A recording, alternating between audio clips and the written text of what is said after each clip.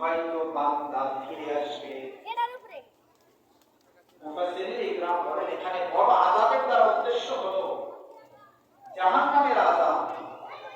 ওই জাহান্নামের আযাবের আগে দুনিয়াতে বান্দাকে ছোট আযাব, ছোট মুসিবতের দ্বারা আক্রান্ত করব। আমার উদ্দেশ্য কি? লাআল্লাহুম ইয়ারজিউন, এই মুসিবতের ভিতরে পড়ে যেন তারা ফিরে আসে, অর্থাৎ আমার দিকে ফিরে আসে, আমার দ্বীনের দিকে ফিরে আসে। এজন্যই আযাব মানুষকে মুসিবত, সংকট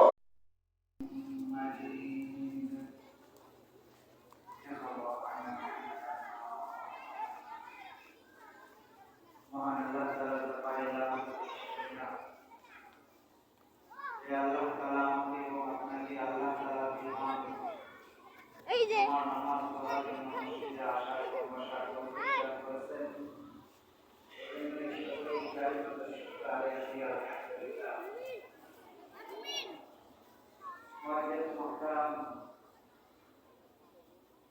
আমরা আমাদের সারা দেশকে নিয়ে সকলেই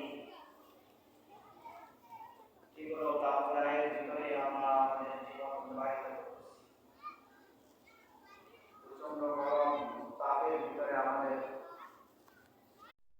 কয়েক ধরনের গরম, গ্রীষ্মকালীন গরম যেটার ভিতরে আমরা এখন আপতিত। জ্বর আসলে একটা গরম হয়, আগুনের একটা গরম